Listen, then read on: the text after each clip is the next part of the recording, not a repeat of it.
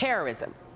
The FBI defines it as the unlawful use of force or violence against persons or property to intimidate or coerce a government, the civilian population, or any segment thereof in furtherance of political or social objectives.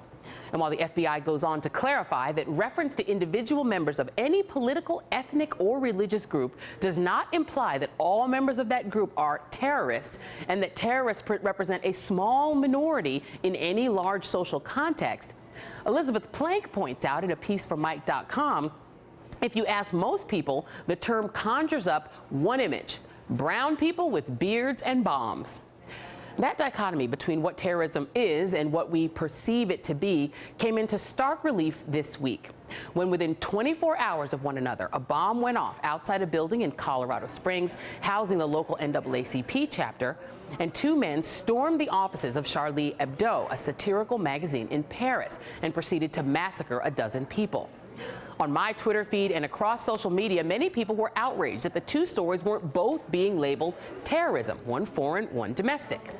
As Ebony.com editor Jamila Lemieux pointed out some doubt in a tweet, today's news will assert that a crazy white outlier attempted to bomb an NAACP office and that Islam carried out a terror attack in Paris.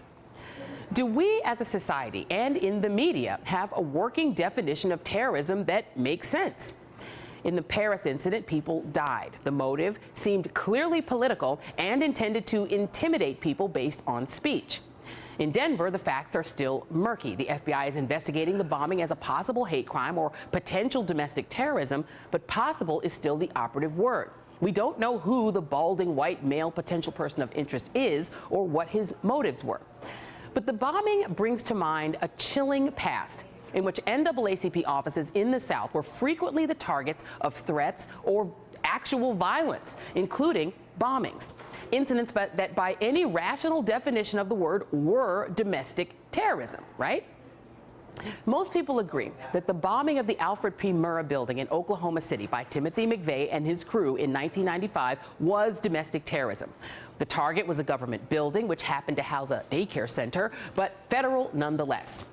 But what about the mass shooting that injured Gabby Giffords 4 years ago today? Giffords was a sitting congresswoman at the time, so should that attack have been labeled domestic terrorism? Or what about the couple who bragged about participating in the armed standoff with federal agents at Cliven Bundy's Nevada ranch and then went on a shooting rampage in Las Vegas, killing 2 police officers and a third person before draping a Gadsden flag over the bodies and killing themselves? Would those incidents targeting agents of governmental power be classified as domestic terrorism, even though the perpetrators were not Muslims? And if the NAACP bombing turns out to be motivated by hate, does the fact that no one was killed exclude terrorism as the right description for what occurred? Something to think about. And that wraps things up for the Reid Report. I'll see you back here tomorrow at 2 p.m. Eastern, and be sure to visit us online at the Reid Report.